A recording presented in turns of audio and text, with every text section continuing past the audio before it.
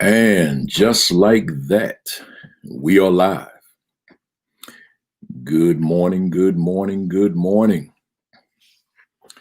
Good morning to the early folks. Good morning, good morning. Come on in. It's 10:55. Just doing my normal technology check. Come on in, come on in. Come on in. We are live. Hit that share button as you come in. Come on in. Good morning. Good morning. Good morning.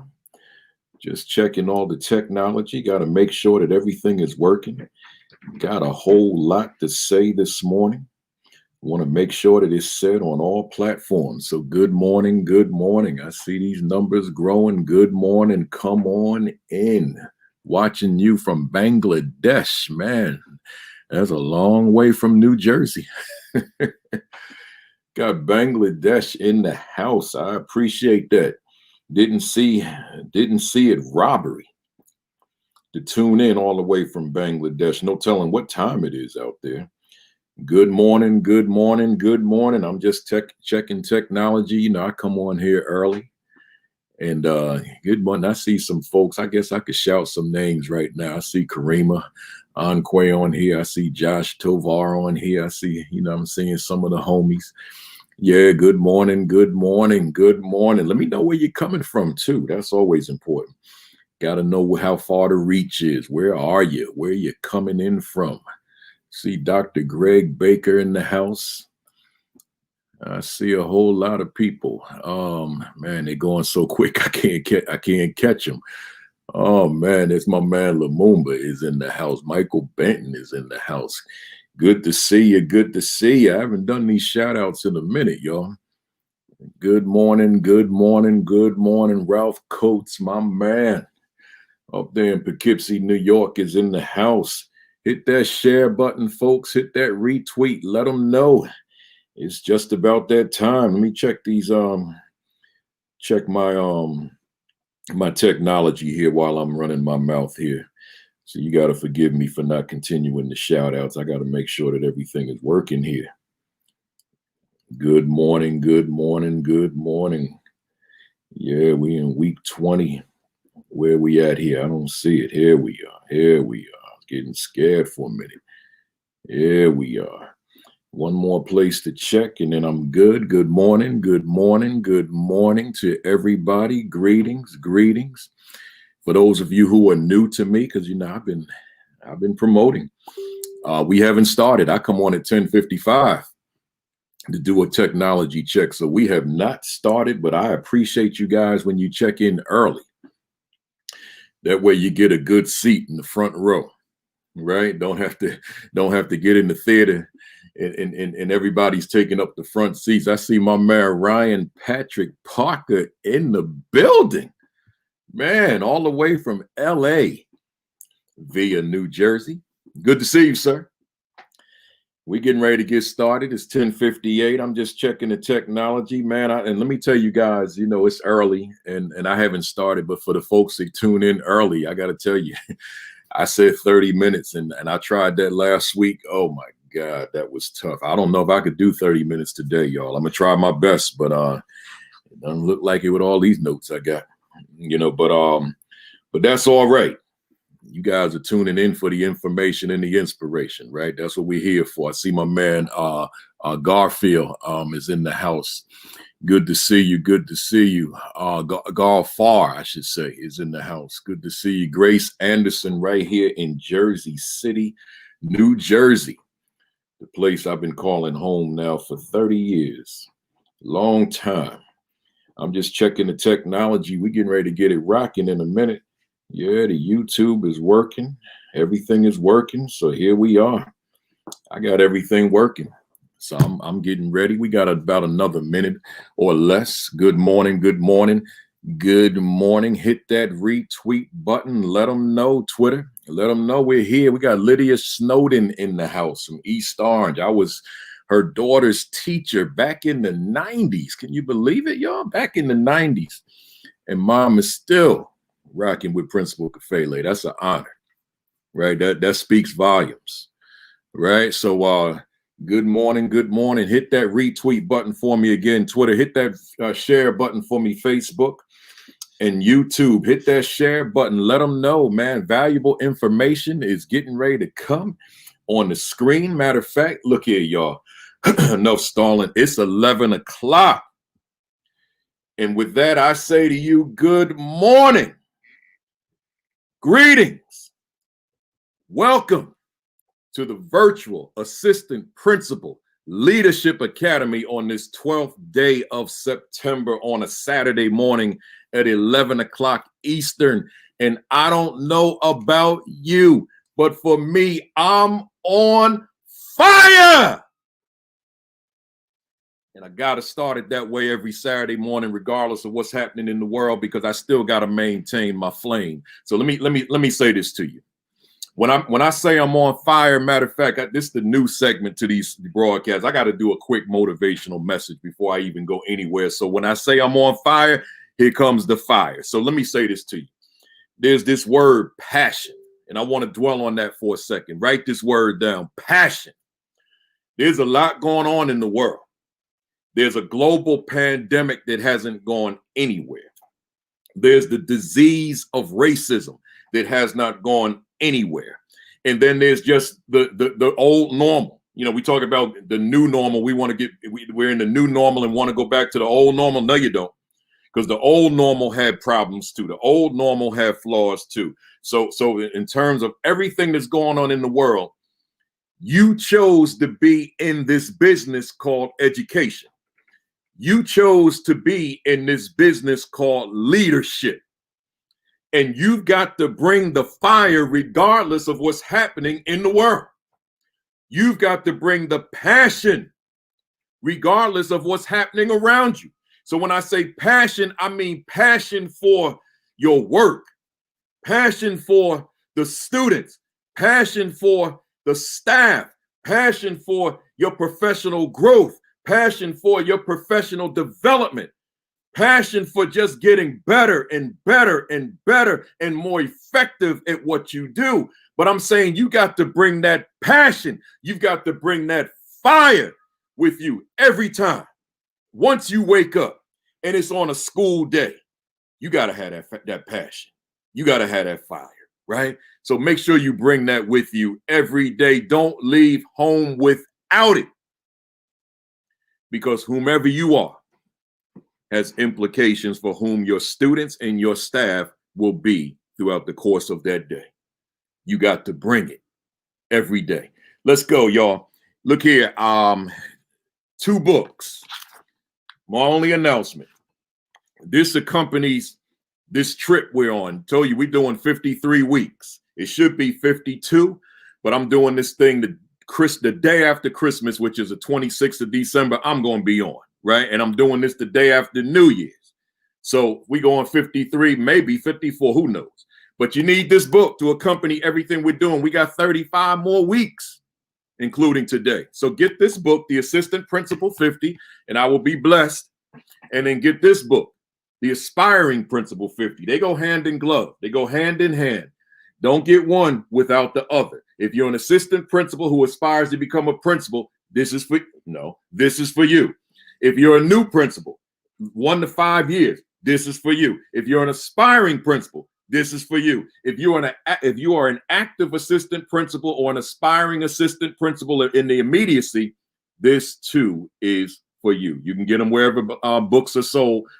Education books are sold, Amazon.com, ASCD.org, or you can go right to my website at principalkafele.com and click the buttons that say either from ASCD or from Amazon, and they will be shipped to you immediately. Enough said. Let's go, somebody. The Academy overarching question for those of you who are new and don't know. We started this thing 20 weeks ago.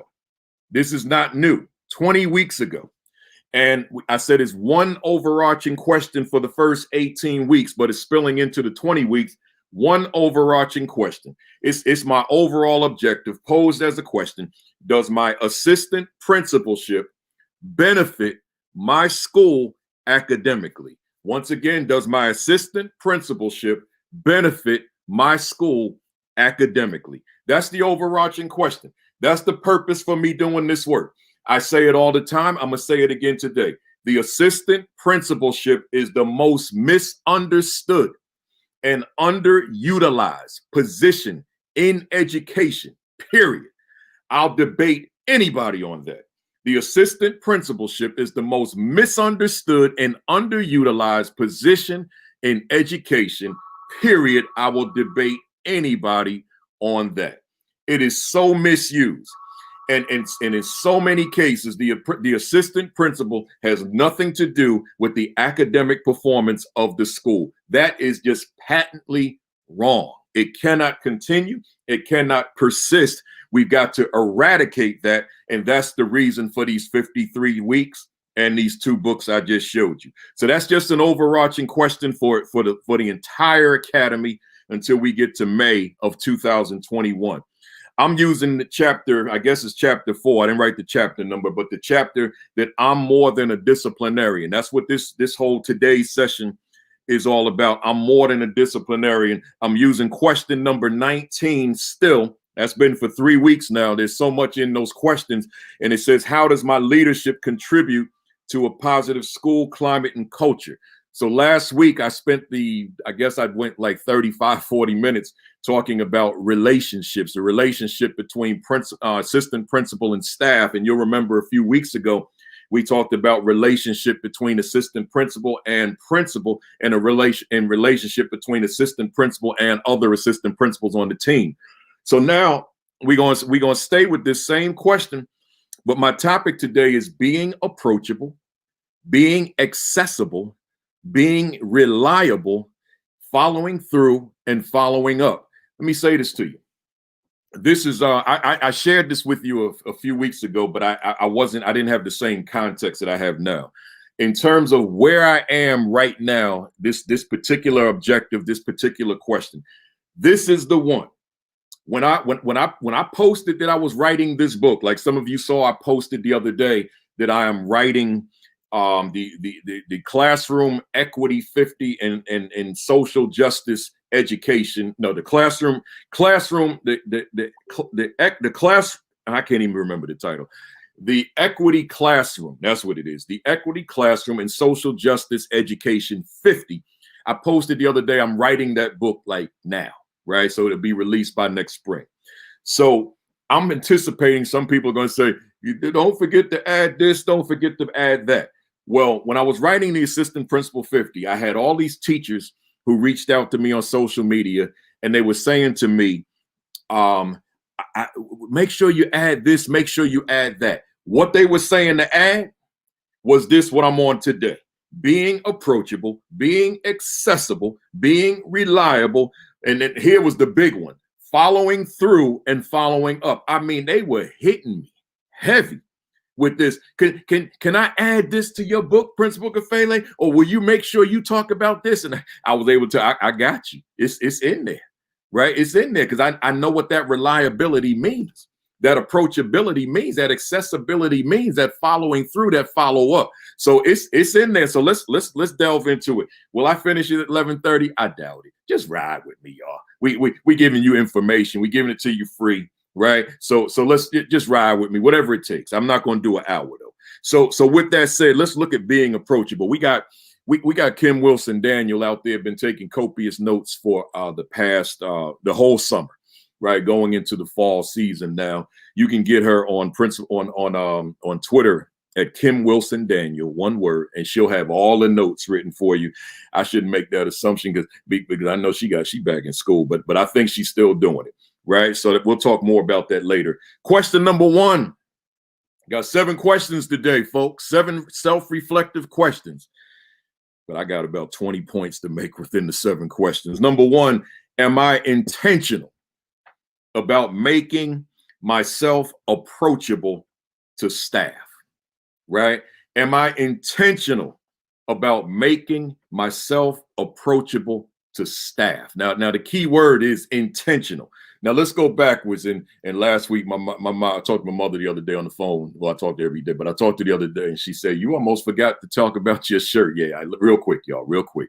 Y'all know I wear these Negro League jerseys. It's the 20th anniversary of the Negro Leagues. This is the Newark Eagles, Newark, New Jersey Eagles. You know Jackie Robinson, but I'm wondering if you know Larry Doby, right? Larry Doby was the second African-American to cross the color barrier, right? To break the color barrier, to cross the color line.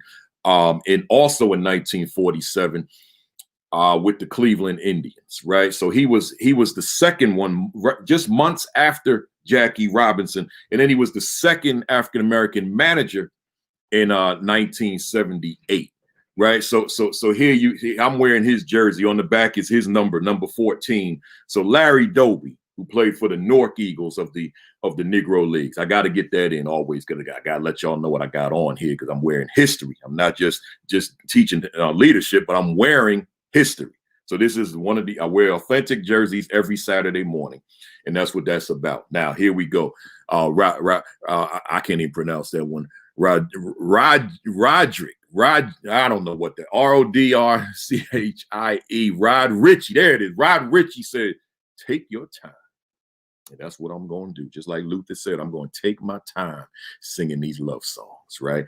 Somebody said, what he just say? You're going to have to Google that one. Now, am I intentional about making myself approachable to staff? And I got a question for you. Are you approachable to your staff? Mirrors up. Are you approachable to your staff, and particularly during a global pandemic? Are you approachable to your staff? Are you accessible to your staff? Are you reliable to your staff? Do you follow through with your staff? Do you follow up with your staff? I got the mirror up. If your staff was on this call right now, on this live, and they heard me answering this question and they know you're on here with me, what would they be saying about you? That's the question. And that's why the self-reflection is so critical. What would they be saying about you right now as I ask the question? Hey, assistant principal out there. Hey, principal out there. Hey, central office administrators out there. Hey, aspiring leader out there. Hey, instructional coaches out there. Hey, teacher leaders out there. Because I know you in here too. I'm asking you the question. What would they say when I ask you the question, are you approachable to staff? Are you accessible to staff? Are you reliable to staff? Do you follow through with staff? Do you follow up with staff? What would they say if they were on this call right now? Hit that share button because I'm getting ready to go deep now. Hit that retweet button. I'm getting ready to go in now. Hit that share and hit that retweet. Let's go. I'm saying number one, your approachability to staff. It's your brand essentially. See, it's like think about it. We always use this word brand when we're thinking about products, and particularly not solely products and services, but their brands associated with that. So that reputation. But think about it. In the world of sports and entertainment, you hear the athletes all the time now talk about their brand, right? And how they're trying to enhance their brand. And we hear the entertainers talking about their brand. So folks being very cognizant of their brand. And quite frankly, me as a principal, I was always a protector of my brand as a principal, but also as a speaker, as a presenter, including right now in real time, I'm very conscious of my brand identity, right? These shirts go along with my brand. Right. So I'm saying to you, your approachability speaks volumes about your brand as it relates to just you being approachable to staff. So as staff, as a teacher on your staff, can I go to you? That's what the question is being asked. Can I go to you? Can I seek information from you? Can I seek advice from you? Are you approachable? Are you one I can go to because I need to speak to you about whatever? And we'll get into those whatevers as I unpack this morning. But in the meantime, just can I go to you? Because we know that there are people in the world. We know that there are people in our world as educators, in the leadership world. We know that there are people that are unapproachable. right? There are people that we don't feel comfortable with going to, right? So we want to make sure that you want to make sure, so we, meaning the us here, that you are in fact approachable, that people feel comfortable going to you to seek advice, to seek counsel, to gain information, right? Whatever it is that a teacher would go to you for, that you are one who's approachable, that you got open arms, that yes, you can talk to me. You can be in my space. You can be in my presence. That's not an issue, right? So we want to make sure that we are in fact approachable. But now let me tie that to this. I'm saying that you're being approachable, that's your brand. So now you have so now if you're approachable, you have developed a reputation of being approachable. People are talking about that. Make no mistake about it. They're talking with their colleagues. They're talking to each other that, yes, Mr. So-and-so, Miss So-and-so, Dr. So-and-so is in fact approachable, right? Is in fact approachable. I can go to this person. I can talk to this person. I can have private conversation knowing that it's not going anywhere with this person, because but this person also is welcoming me. Right? This person is welcoming and will allow me to gain access to have the conversations that I need to have as it relates to making me that much better as a practitioner. But the word here, the big word here, is the word brand. See, we're talking about your brand identity.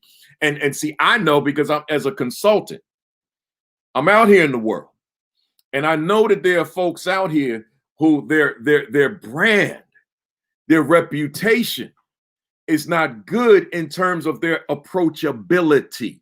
Nobody wants to go to them because in their mind, it's a waste of their time. It's just a waste of time to go to this person. This person is not even approachable. This person may not even want to dialogue with me, give me feedback, engage me in the conversation. This person's like this, closed in.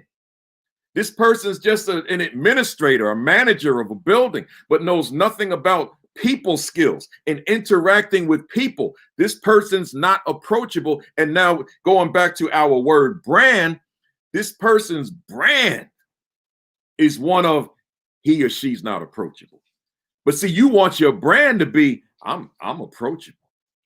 My staff feel comfortable being in my presence. My staff feel comfortable being in my space. That's what you want. You know, I'm looking, you when you got guys see me looking off to the side, I'm just, I'm giving you guys, I'm shouting you out with these comments on the screen. So, I'm trying to keep you guys in here, right? So with that said, let's keep it moving. So your brand, I'm asking you, is your brand one of being approachable? Those of you who are aspiring to be in these chairs, I'm asking you, is your brand, will your brand be one of approachability, right? That staff feel comfortable, staff feel good about going to you, because that's the way it's supposed to be. Staff is, you're a leader in the building. Staff should be able to go to you for anything. Staff should be able to seek you out for anything. That's because you're a leader in the building. That's what you're there for. You're not there to shuffle papers. You're not there to read emails. You're not there to talk on the phone. You're not there to talk to the secretary. You're not there to discipline students all day. You're there to make people phenomenal. See, you're there to make people extraordinary. You're there to make people better. But if you're not approachable, you're not in position to do so. So is your brand one of approachability? But to couple that, your approachability, your approachability in terms of your unapproachability would also be your brand. So let's say, like, I got the mirror up, and I'm gonna ask you an honest question. Everybody on here, do you have a brand of being unapproachable? Now, let me tell you something.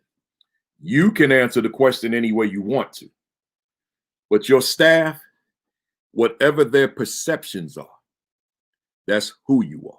I got to say that again because you didn't hear that one. Whatever your staff's perceptions are of you, that's who you are. In fact, I feel like I need to get up in the camera on that one because y'all somebody might not hear me. Whatever your staff's perceptions are of you, that's who you are. See, you're not who you say you are. You're who your staff you're who your staff believe you to be. You're who your staff see you. You're who your staff perceive you as. That's who you are.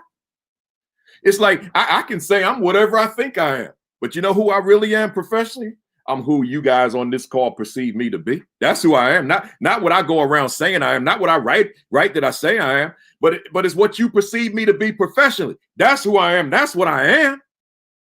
So here, when we talk about being approachable or being unapproachable, being non-approachable, I'm asking you, what is your brand in that school? So now let's couple that with COVID-19.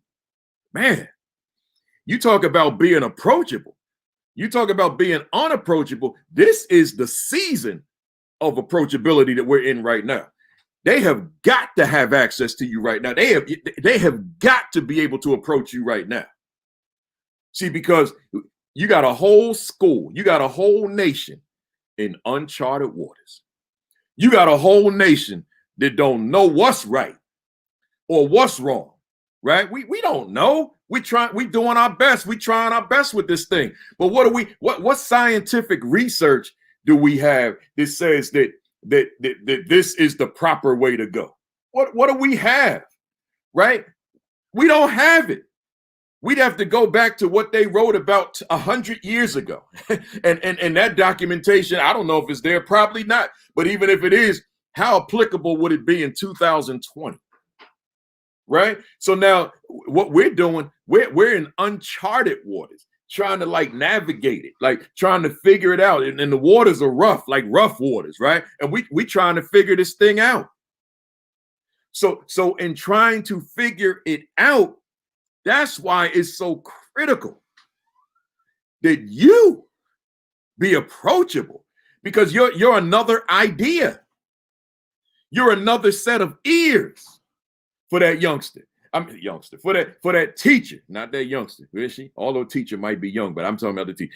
So you might be another set of ears, but you got to be approachable. So I say that to say, so therefore you must strive to avoid any breakdown in communication, particularly during a global pandemic. There can't be any breakdown in communication right now. I mean, there can't be any breakdown in communication even during the time of normalcy, right? But I'm talking about this time we in now. You got. I'm looking at. I mean, I love a lot of the pictures that I'm seeing on Twitter. Like, for example, the principal is taking pictures of the teacher. They got the lights on them, and they take a picture of the teacher teaching, and you don't see the students, but you know where they are. The students are on the screen, and there's the teacher teaching. So all the teacher can do is hope that the strategy is working, right? That's all the teacher can do, is hope that this is working to connect. Let's say there are 25 students on the screen. So all one can do is hope. I don't know that we can connect with 25 on a screen like that at a time. Now, those of us who are very sophisticated with the technology, then perhaps we can create multiple breakout rooms, right? Hear me, somebody, because somebody out here might not even have thought about this. We can create multiple breakout rooms. So now we have students working independently. We know that parents or some adult is in that house. So now we got someone to monitor that they're still on task, even though the teacher is not on the screen. That lends itself to a much higher probability of making those connections with a larger number of students, because we're enabling students to work independently, while those students who need direct instruction from the teacher, I can still do that at the same time. But I'm saying that to say this, because I'm not doing a lesson in classroom strategy. I'm talking about approachability. And here I'm saying, hey, assistant principal, your teachers have to be able to approach you during this tough time, during this emergency, during this global emergency, during this global crisis. It can't, you can't be ducking from them somewhere. You can't be hiding out somewhere. They have got to be able to reach you and say, look, here's an issue that I was confronted with today. Here's something that I'm grappling with today, assistant principal. What are your thoughts in terms of me being able to resolve this? See, so again, my first question, am I intentional about making myself approachable to staff? You've got to be intentional about that. So regardless of what's on your plate, regardless of the fact you're trying to figure it out just like everybody else is, you have got to make sure that staff can approach you with whatever as it relates to the work. Let me go to question number 2. I told you I got 7 today. It's already 11:25, so y'all know I'm going over. But that, I'm doing what I'm supposed to be doing. I got this information. I'm sharing it with folks out here in the world, right? So number 2, are any of my staff members intimidated by me? I'm just pausing on that one for a minute. I'm just pausing. Let me ask that one again. Matter of fact, let me get a little closer to the camera. Are any of my staff members intimidated by me? Hey, assistant principal. If you play defensive tackle on your local football team, and you wanted that running back to be scared when he tries to run through that hole, or that quarterback when that quarterback is running trying to throw that ball, then I could understand I could understand them being intimidated by you. That makes sense. If you're a boxer and you've been training and now your opponent walks in the ring and sees you, I could understand them being intimidated by you. That makes sense. In fact, that's what I would want. That's psychological warfare. But let me tell you something, because sometimes we get this thing twisted because we watch these movies and we misunderstand, misinterpret, misconstrue. Your staff can't be afraid of you. Let me say that again before I go further. Your staff can't be afraid of you. Your staff can't be intimidated by you. Your staff can't be intimidated by your presence. Your staff can't be intimidated by the thought of you. Your staff can't cringe because you walked into a classroom. That's not healthy. That's downright toxic. I mean, like we trying to build a family in the school. How you gonna have folks scared, right? I mean, they see you and they like, or they think of you. Oh my God, the assistant principal's coming to observe me today. Let me call my friends. Y'all, how I handle this. Let me call my other friend. Let me call my mother, my teenage daughter. What you think? Like, how am I going to get through? Man, come on, y'all. We're not in the intimidation business. That's not what we do, right? So I'm going to ask you the question again. Are my staff members intimidated by me? Now, I told you weeks ago, those of you that have been riding with me for the whole time, yeah, I watched Lean on Me. Yeah, I got caught up into Joe Clark in that image, and I guess the actor too, because I know that Hollywood kind of glamorized that story. I know that. I'm from Jersey, right? It was filmed in Patterson. So, but I'm saying this. So I wanted to be him for a hot minute, and then I saw some of my staff intimidated by me. I saw it. I was young principal, man. I was in my 30s, and I saw it. But then I learned. I said, no, this ain't how I move no academic needle. This is not how I raise test score. This is not how I get kids ready for college and career. This is not how I get kids on the honor roll, by intimidating folks shaking in their boots when they see me. That's not how that works. So I had to figure that out. I'm going to ask you the question, and then we're going to go in on this one. Hey, y'all. This self-reflective, are any of my staff intimidated by me? Now, I know somebody out there might be thinking, but yeah, I got some staff that are not measuring up. And so I got to shake them up.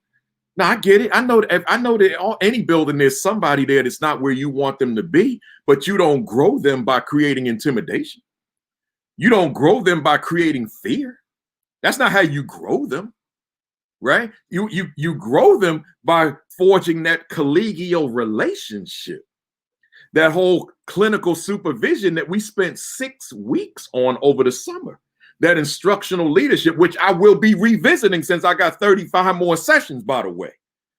But those of you that haven't been with me that long, you can go on YouTube to my School Leadership Thoughts channel and watch all 6 and get the book, Assistant Principal 50 and Aspiring Principal 50. It's all in there, right? But I'm saying here, that's not how you get it done. So I'm saying first and foremost, you got to go to your mirror on that question. Are any of my staff members intimidated by me? You got to go to your mirror on that one. That's the first thing you've got to do, right? And see, when you go to your mirror is going to tell you some things, right? Because your mirror does not lie. It's not going to lie. You got to go to your mirror. It will tell you. You know whether or not you walking around that school as a bully. You know, doing virtual learning, whether or not you a bully. You know your tone when you on that phone, or you know your tone when you having that Zoom conversation. You know your tone. You know your presence, and you can see your face because I'm looking at mine right now. So I know you know how you look. So how you look and what you convey, that's sending a message. I want to look pleasant. I got teachers doing virtual learning. They ain't never done this before. How am I going to be acting intimidating? They trying to figure it out. Like, I don't know what to do. I don't know how to make students stay engaged. I don't know how to keep their behavior focused. I don't and still teach these complex lessons. What do I know about this? I'm used to sitting in my classroom, bringing 2 to 3 in a small group with me while the others work independently, and we going in heavy. This is different. This is the teacher. I don't know this. This is foreign. This is like speaking in a foreign language. And now I come to you and you frowning.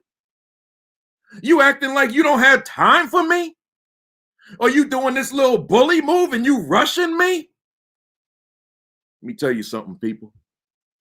Your children are the ones who suffer in that model.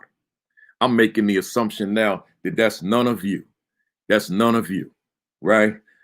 I'm making the assumption that you hear me, but that's not who you are, right? You can't be that bully. But if you are, I mean, if you are, or if you don't know, go to your mirror.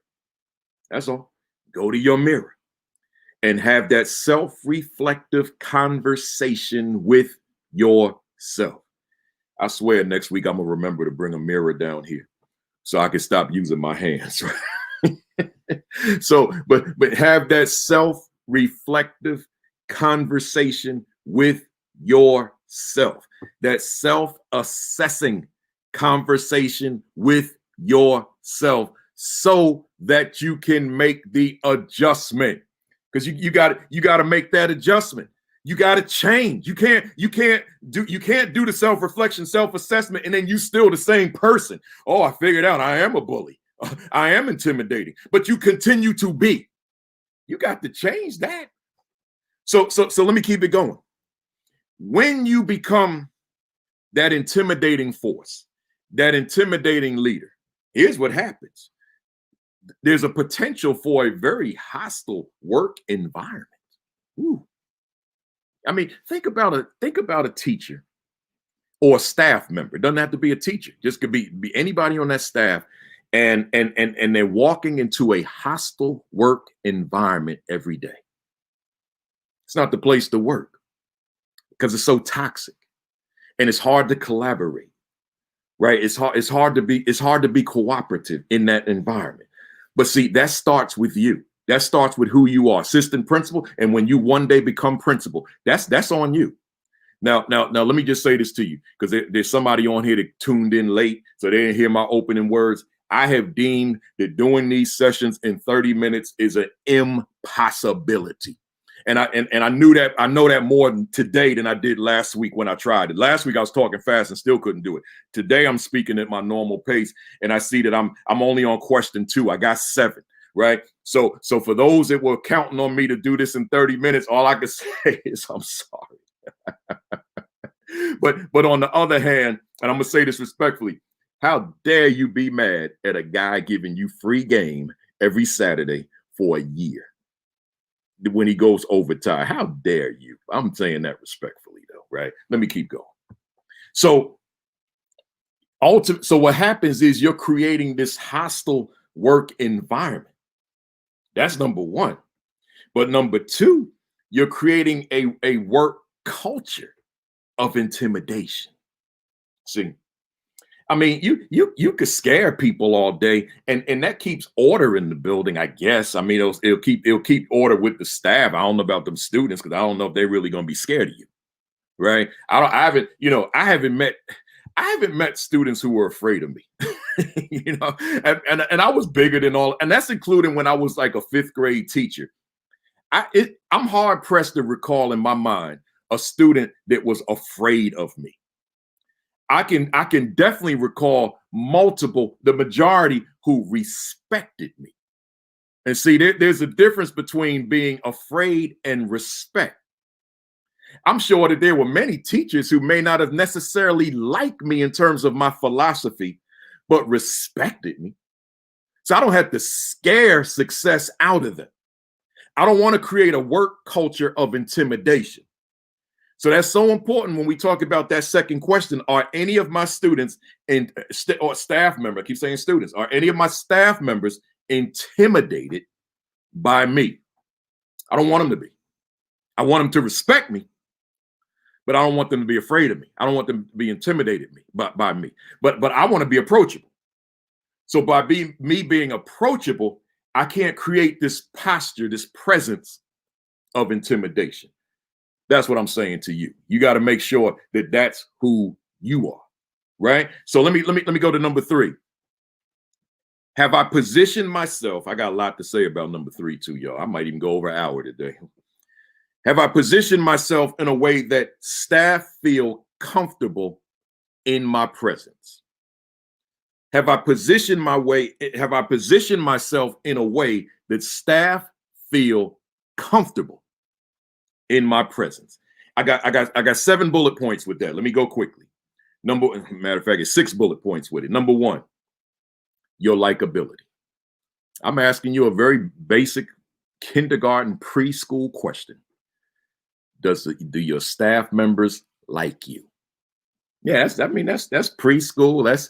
That's grade 1, grade 2. It's big in high school though, right? I'm talking about students now. Like they may have some beef if one don't like the other, right? So that's a big deal in high school, right? I won't get any deeper with it because someone might start accusing me of things I don't want to be accused of. So it's just big. But I found it was just here's where I was going with that. It was bigger with one gender than the other, and I'll just kind of leave that right there, right? So I had to mediate a lot of that. Because there's issues because this one don't like this one, right? But let's go to you all as assistant principal now. Hey, they gotta like you. They don't have to love you, but they gotta like you. See, and the way that people like you is by you making yourself likable. I don't mean you letting people get away with anything. I don't mean that. There's gonna be order and structure in the building. But I mean that you are one, let's go back to our topic today. You are one who's approachable. You're one who's accessible. Because when staff like their leadership, it raises the probability exponentially that we can move that academic needle because you got happy teachers in the building. See, you got happy teachers in the building. It's such a pleasant place to work. When you got staff who like working for administration. What a pleasant environment. What a pleasant work environment. What a pleasant culture within a school where the staff members enjoy working with the leadership. It matters. See, it matters. So the question then is, are you likable? Right? Are you likable? That matters. Number 2, are you respectable? Man, here's what I'm asking you. It's very, very simple. Do you demonstrate respect for your staff? right? And I don't need anybody to throw the hypothetical at me. What about if they don't respect me? What about if they're not self-respecting? That's a different conversation. That's not this conversation. I'm simply asking you, have you positioned yourself for your staff to respect you as a person, respect you in your capacity as assistant principal? Principals watching, central office watching, superintendents watching, same thing. I'm simply asking you, have you positioned yourself for others to respect you? They're going to respect you based on how you carry yourself, how you conduct yourself. If I conducted myself on these videos on Saturday morning, on these live presentations in a way that did not warrant respect, you wouldn't respect me. If I was using foul language, you wouldn't respect me. If I was denigrating people, you wouldn't respect me.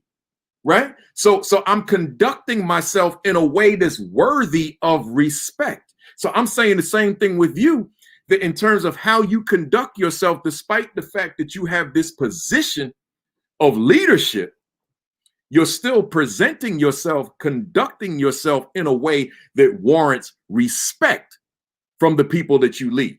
And it's easy to lose sight of that when we're in these positions of leadership. Because I get the real world that we've got things on our plate. I get that. We got pressures, we got demands, we got stuff happening and coming from so many different directions, but that's okay. We still must maintain that respect for the people that we lead, if in fact we're going to lead them to the next level, right? So next one, number 3 of the 6 bullet points under, have I positioned myself in a way that staff feel comfortable in my presence? Number 3, am I helpful? Have I positioned myself to help, to assist others in whatever capacity they need my help, they need my assistance? Man, just being there to help somebody goes a long way. And it's easy to lose sight of that. Those of you who are not in leadership, you may not even be able to relate to that comment. But once you get there, you'll understand it a little bit better. It is so easy to lose sight of the fact that the little things matter. Just helping somebody. You see a teacher carrying struggling with boxes and a bag and all that kind of stuff, for you to position. Let me take that for you. That goes a long way. That speaks volumes to your character as a leader, and it speaks volumes as to who that teacher will become in that classroom as a result. I'm saying to you, I'm asking you the question, I should say, are you helpful to your staff in whatever capacity? Number 4, your resourcefulness. Are you resourceful? Do you have material? Right? Do you have perspectives? Can you speak pedagogically with your staff, right? Are you that professional resource for them? That's critical. See, are you that professional resource for them? See, you can't get into the assistant principal bag or position. Bag is cool, but position, and now the only thing you could talk about is discipline and classroom management. I mean, that might be a part of the conversation, but better yet is when you can, when you're so resourceful, the teacher may be struggling with something relative to instruction, and here you are reaching into your bag of strategies, not bag of tricks, but bag of strategies, and you say, teacher, try this one, right? And now teacher tries this strategy, and because of your resourcefulness, this teacher now is in a better position to bring that youngster to a higher level because of you. See, so I'm saying to you, when we talk about being approachable, you got to be approachable in the sense of you are resourceful to that teacher, to that staff member, but it's not confined to the teacher. The custodian may need you. The security officer may need you. The librarian, the school nurse, the teacher aide. Teacher aide wrote me a nice note the other day because I have a video that said it's called Teacher Aide You Matter. And she watched that. She told me how down she was, like considering leaving the profession. And she saw that video and said, you are somebody. She said, I'm ready to soar. And that made that, man, that's all I needed that day. My day was complete, right? So I'm saying here, I felt like a resource, even though it was an old video. I felt like a resource that she was able to go on YouTube, find the video I made for the videos I made for every category of worker in a school, not just the teacher aide. I got the nurse in there, I got the cafeteria, I got security, custodian, I got everybody in that on that channel. Principal Kafele Speaks, for those of you that want to delve in it and show it to your staff. Principal Kafele Speaks, just scroll through and you'll see all those videos. I was a resource. That young lady felt like quitting. She felt like she was being disrespected, not recognized, not visible. And now here's a video to say, teacher aide, you matter. Paraprofessional, you matter. And that lifted her. See, that's being that resource. What is it about you that you provide staff member with what they need to lift them in their work? That's what I'm talking about there. Right. So I mean, I'm still trying to get a lot of y'all on this screen. So work with me. So now number 5, this is a big one. I hope I don't spend too much time on it. Your professionalism. Oh man, your professionalism. That matters. Yeah, Pamela, go. No, I see that, but I hit the wrong one. Everyone matters, but this is the one I meant to get here.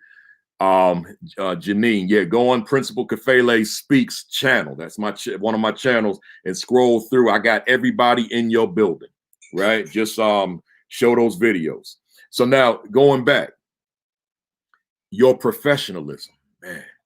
Are you a true professional in your building? Let me tell you something, y'all. You know, when I wrote this portion, I thought to myself, I could do a whole video just on this. But I decided I'll just weave it into what I'm doing. And again, for those of you who were expecting 30 minutes, I apologize to you. I can't do these in 30, man. I'm too passionate about it. What's our word today from this morning? Passion. I'm too passionate about this work to confine it to 30 minutes. I just can't do it. I apologize. How about that? So here I'm saying your professionalism, man. You got to be professional in everything you do in that building. But watch this. You got to be professional even when you leave that building. See, you can't, like, I know I've seen this where we get chummy with certain staff. I see it. So these staff members, they're in your corner. Hear me, somebody, because I'm talking to somebody. Mirrors up. So we get chummy with certain staff members. And now they in our circle. And we could let our guard down. And now we chit-chatting. We in the, you know, after school hours, we cursing in the office, whatever it is. We going out weekends, we drinking, we partying and all that. But see, here's the problem with that. I mean, in it, on the surface, it seems like it's okay. I mean, now I got people on my staff who are part of my inner circle. But here's the problem. The problem are when things go awry.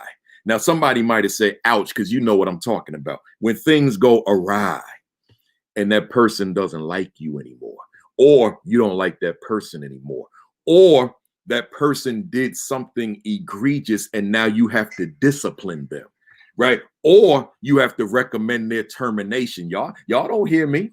See, they don't talk this part at grad school, right? So let me so let me go a little harder on this one, right? Like you got some people on the staff and you click with, and y'all cool now, y'all cool. But it's so many problems with that. Let me talk about some of them. I'm going overtime, y'all. It's so many problems with this one. Like on the one, like y'all so tight, staff members see that. They see it. And now they talking in the back in the teacher's lounge. They talking out in the parking lot. They texting each other. They calling each other at night. Yo, what's up with principal and certain teachers or certain, you know, they talking. And now it takes on a life of its own. And now they speculating. I'm not even going to put out in the universe what the speculation could be. They're just speculating. And now you and this person, y'all cool, y'all tight, man. Y'all like Oprah and Gail. Y'all tight, man. So now things go sour because y'all was so tight. Dispute is inevitable because when anybody's tight like that, you're gonna have a breakdown at some point. So now y'all tight, but now you have a dispute, you have a disagreement, whatever. but y'all so tight, this person can't see you in a principal or assistant principal capacity anymore. That's out. That's done. This person sees you as friend. Y'all here. Y'all equal. So now y'all have a dispute. And this person makes a bad move in the school. And now you got to discipline this person. But this person knows you intimately.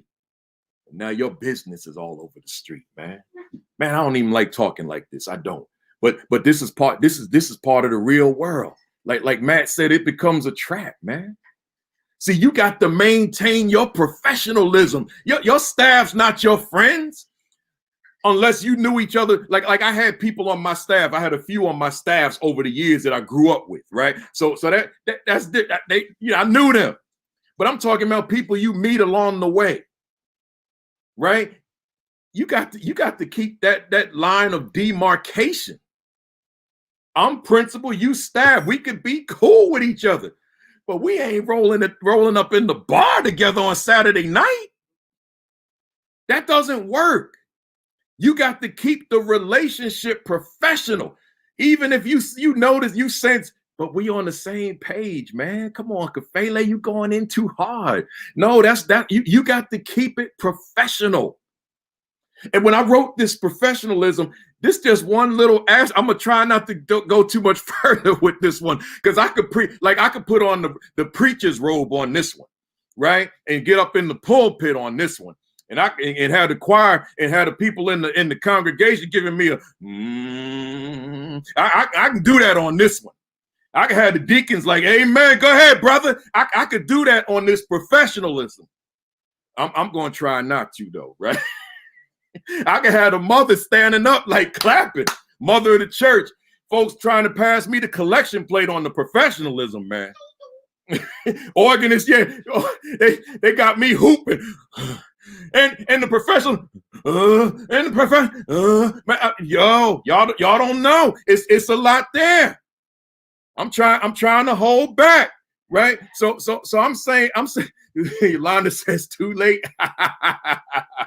My man Eder said preach, right? So look, I'm telling you, keep it professional. The way you speak, what you speak, the relationships you forge, keep it professional. Don't let your guard down. Don't think you in that teacher's bargaining unit. That's not what you left that. You left that to become an administrator, right? So you got to keep it professional. But let me look at it differently. I'm saying here, even on those tough days, and you stressed out of your mind, right? You are stressed, you are overwhelmed. You can't use that as your excuse that I'm so mad now. I'm just gonna cuss up in this staff meeting. No, you can't do that. You can't do that, because I don't want to paint with a broad brush, but somebody might have you on record, buddy. And now you all over the place because you had a bad day. If you have a bad day, your staff doesn't need to hear about that. That's not for them, because you got to keep it positive. I've been on this thing 20 weeks. There have been days if I didn't wake up the same way as other days, but I ain't give that to you. I'm saying to you, you mad, you upset about something, you let your guard down, you in the staff meeting using 4-letter words. Hey, you on tape now. I use that for a rainy day. It does. You can't do that. You got to keep it professional. Where you need to let your guard down, you call your colleagues who are in the same bargaining unit as you. The ones that's in your corner. That's who you call for that. I could name drop because I got some of my colleagues in East Orange on here. I could drop this name. My man Vincent Stallings, for example, right? We grew up together. We became colleagues together. We were principal and assistant principal together, right? I can call him, and let him, man, this is how I feel. But that's my colleague. We're in the same bargaining unit, and it's my boy outside of the work. So I can do that. But you can't drop your guard. You can't let your guard down and let your professionalism go and thereby compromise your professionalism. You can never ever do that. And let me word that differently. You can never ever do that to yourself, because it may have far-reaching implications. Let me keep going. Have I positioned myself in a way that staff feel comfortable in my presence? Number 6, establishing a culture of approachability. I said that before, but in a different context. Just staff feeling very welcome in that school, feeling appreciated in that school, feeling respected in that school, and knowing I can go to you for anything because I know that you're there for me. But with you coming to me, knowing that you are going to keep it professional when I approach you, right? See, it's never a thing where, because I'm so familiar with staff, that I can talk unprofessionally to my staff. You can't do that. You don't, and maybe I'm speaking to some young head out here that's watching right now. You never ever have that luxury that you are so loved, so liked by my staff that I can compromise my own professionalism and speak to folks as if they were my friends I grew up with. No, you can't do that, because that's going to come back and bite you later on. It may be 20 years from now. You have to maintain and sustain your professionalism always. Let me keep it going. I'm on number 4. I said I got 7 questions. Let me speed it up. In addition to being approachable, am I accessible to my staff? That's question number 4. I'm going to speak fast. In addition to being approachable, am I accessible to my staff? So here's what I mean. Being accessible speaks to how organized you are, right? So it is like a fine line between approachable and accessible. But I mean, like, yes, the assistant principal is approachable. He's a very nice guy, nice woman, very, very pleasant to speak to. But I'm not talking about that now. I'm saying accessible. Do I have access to you? Are you one that's always busy? Miss So-and-so, I'm really busy right now. Mr. So-and-so, I'm very busy right now. Dr. So-and-so, I just can't get to you right now. And now no one has access to you. You're very nice. You're very cordial. You're approachable, but you're not accessible. See the difference?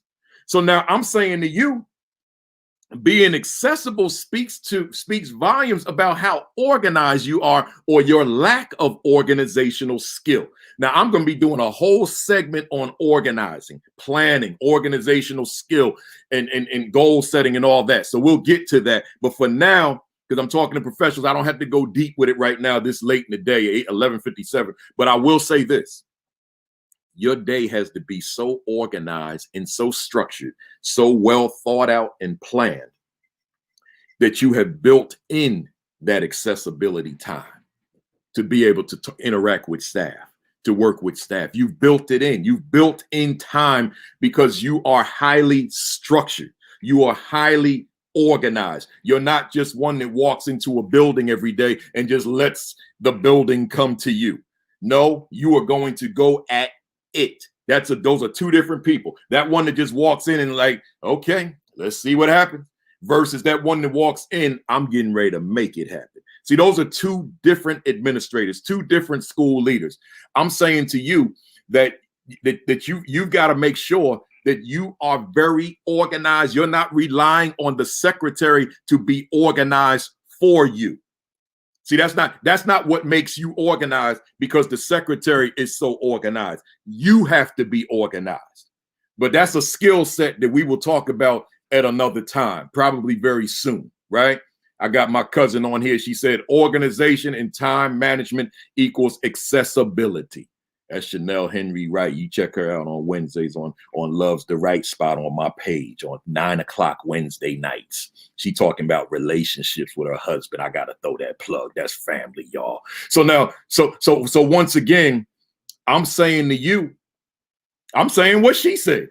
Organization and time management equals accessibility. So if your day's not structured, it's not organized, it's not planned out, and you don't know how to manage time to the extent that time manages you, then no one has access to you. They don't have access to you. because you don't have time to talk to them. And then after school hours, you might be you might be doing other things.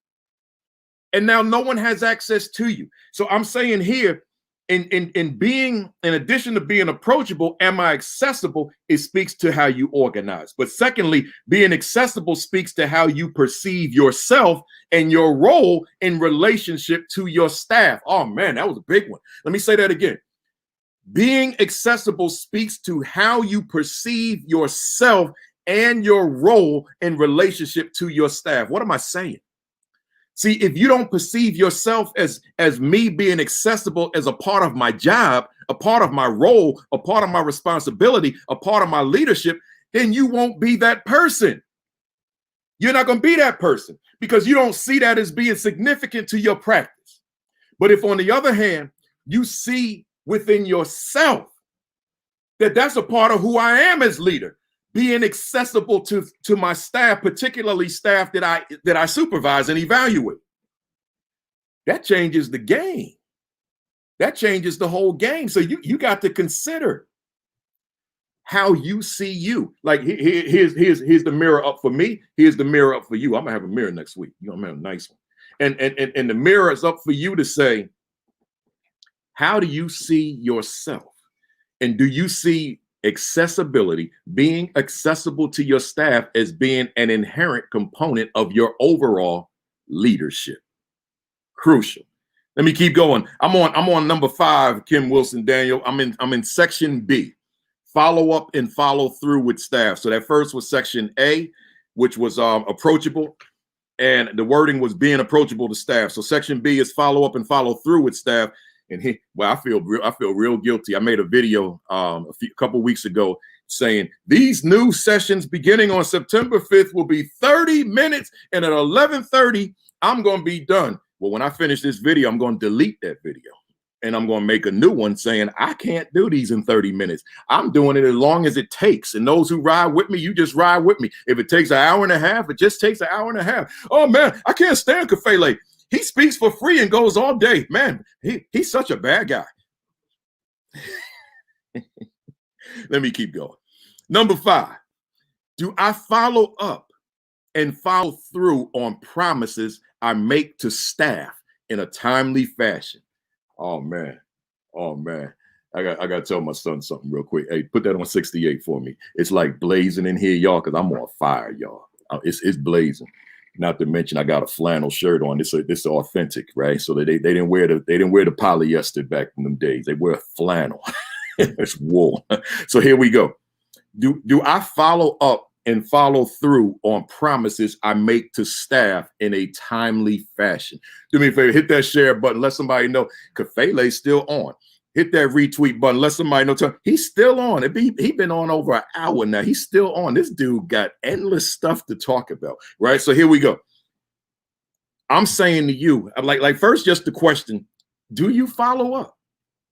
Like you made a promise to a staff. Do you follow up? Do you follow through? And in a timely fashion. You promised staff, I'm gonna get this done.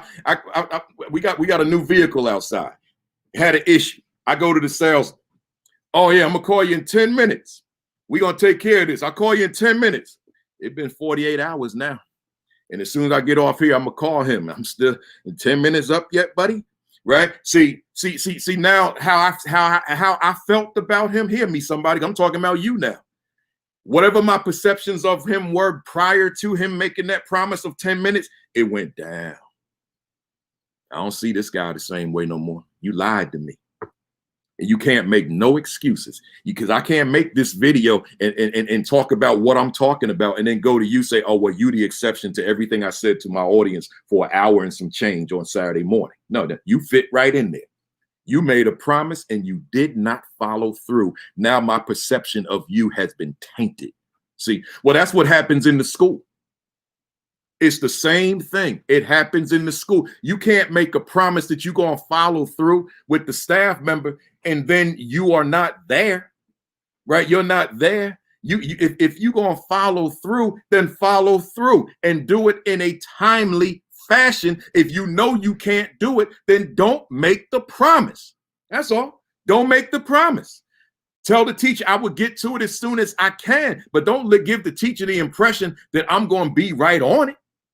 Don't do that, right? So here I got 2 points with this one. Number one, your promise to follow up is your word, right? We're talking trust.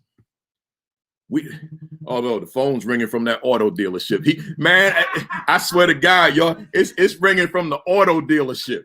He might, maybe he on watching me, right? I did give him my card, right?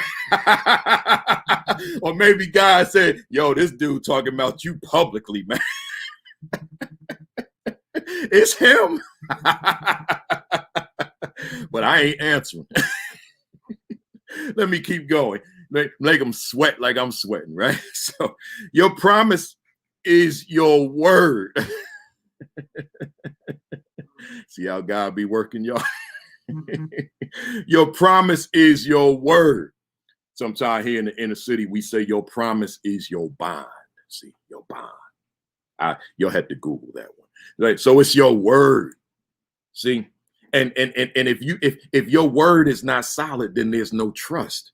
But secondly, your promise to follow up is your brand in the eyes of staff. Here's what I mean, y'all. Let me break this down.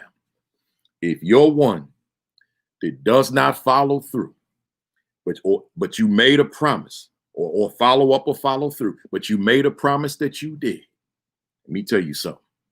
Your staff, that's the brand that you have now. That's your reputation. Oh, don't. He said he was going to do it. Trust me, he's not.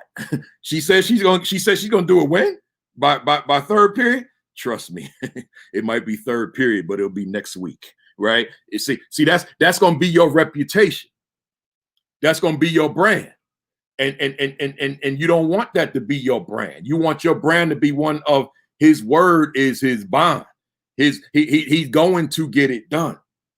She's going to make it happen in a timely fashion, right? So you got to consider that. So again, I don't need to harp on that. Your promise to follow up is your word. Your promise to follow up is your brand. Number 6, can staff feel confident and comfortable that I will follow through on my promises made? Now I kind of merged that into number 5, so I don't need to do anything about that, but I want to throw this one piece, and the word is reliable.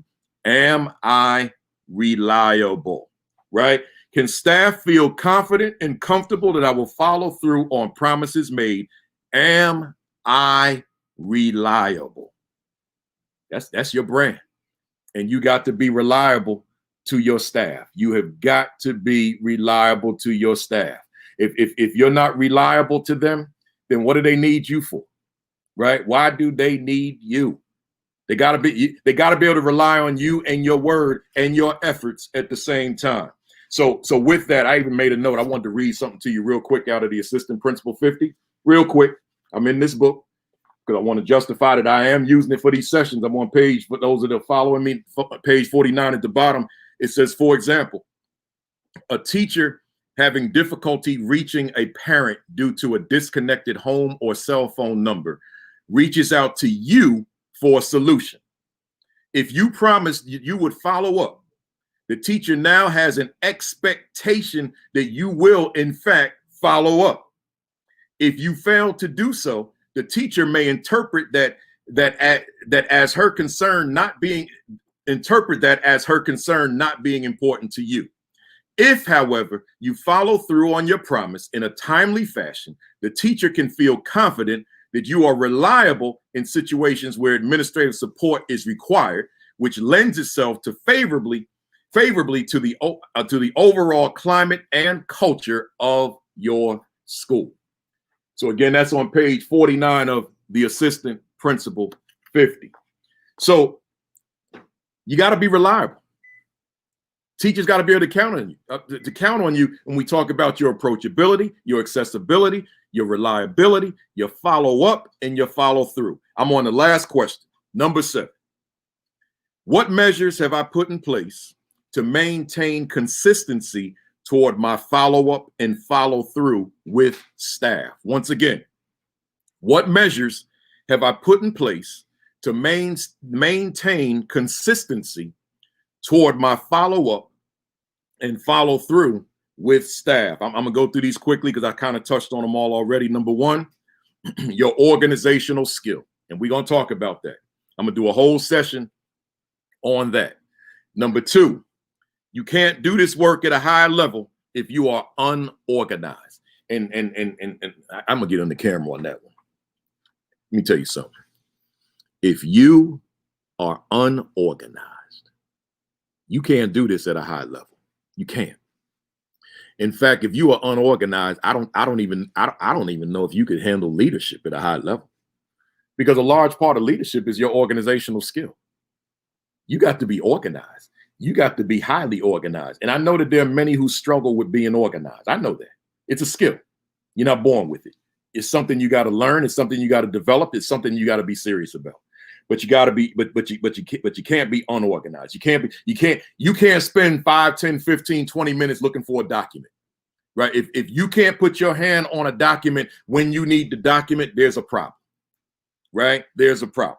You're not organized. If you got a desk that has stacks and stacks of papers, you're not organized, right? You may be saying, somebody might say to me, but Kafele, that's how I stay organized because I know where all this stuff is. Yeah, but there's a better system. Right. And not only that, it doesn't bode well for your presence when visitors walk into that office. Because see, although you may know something, see, your package matters too. And your package is not just your immediate person. Your package is that entire office. That's your package. Right. So when they walk into your office and there's just mounds and mounds of papers on a desk, you're not going to have the opportunity to explain to everyone that walks into your office, oh, this is structured disorganization, or whatever, however those terms go, right? You're not going to have the time to explain that to everybody, but they're going to look at that and they're going to formulate an impression of you, right? So I guess they call it structured chaos, right? You've got to make sure that your package is presentable. So I'm not going to have folks walk into my office and it's just these mounds and mounds of papers and books and folders and all that stuff on my desk, because it speaks to their perception of who I am in terms of my organization, right? Am I organized? I want them to see, wow, this guy got nothing on his desk except, like basic things, a notepad, a laptop, a pen, right? Because I want to convey the impression of organization, right? So that's crucial.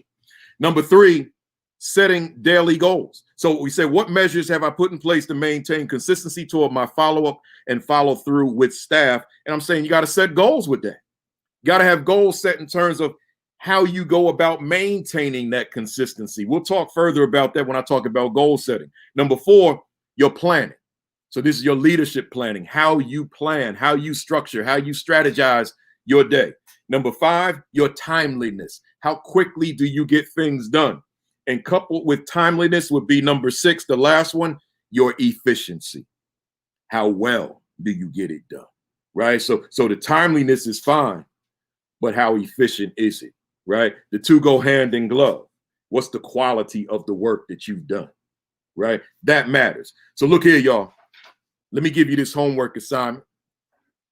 I'm finished with it. I went from 11 to 11, 12, 13. Man, for something that was supposed to be 30 minutes. Appreciate everybody that stuck in here with me. Listen, parting question, what measures will I take toward maximizing my communication with staff and being approachable to staff, right? What measures will I take toward maximizing my communication with staff and being approachable to staff? Hey, folks, I'm going to continue with chapter 4 next week. I'm going to continue to remind you the assistant principal 50 and the aspiring principal 50. I got some big presentations coming up. Those of you that misconstrued my post about retiring yesterday, I retired from the principalship so that I could do this work, my consulting, at an even higher level. Right? I haven't retired. I'll never retire. I'm never going back to being a principal. That's all I retired from, right? But that window's still open to be a superintendent. So what measures will I take toward maximizing my communication with staff and being approachable to staff? Like and follow my new Facebook page, which I got to get back active with, Virtual Assistant Principal Leadership Academy. I'm doing a session with the Congressional Black Caucus on September 22nd or 3rd, I forget, but I'll post that again so you guys can register. It's on social justice, education, and equity, and a whole lot of other things. So I'll post that, and I got some other public things that I'll post it so you guys can take a look. Subscribe to my YouTube channel, School Leadership Thoughts, so you don't miss anything. And lastly, and also my website, principalkafele.com. Check it out for all the free resources. And lastly, I won't harp on it. COVID-19, put your mask on, y'all. Wear the mask, right? Don't leave home without it. We're trying to put this behind us. Your diet, eat well, eat right, eat healthy. And also your exercise. Get out there and do the work. If the gym is open, as long as they got 6 social distancing and doing things right, then take advantage of it. If not, you do like me, hit the streets and do your cardio work that way. That's how I'm doing it. Other than that, folks, I'm done. I appreciate you all. Sorry, I can't do it in 30 minutes. I'm not even going to put a time frame on it anymore. I'm coming on every Saturday at 11, and I'm going to let it fly. I'm going to let God use me, and however long it is, it is. Maybe some days it'll be 20 minutes. Maybe some days it'll be 15 minutes. Maybe other days it'll be 2 hours. Who knows? I'm just going to let God use me and let it fly. And whatever it is, it is. I just appreciate you being here. I will see you next Saturday at 11 o'clock Eastern with a whole new session. We're talking assistant principal leadership. I'll see you then. Have a great week. Have an extraordinary week. Have your best week yet. Peace. Peace. Thumbs up. And then we cock that fist back and we count to 3. 1, 2, 3. Bam! I see you in 7 days.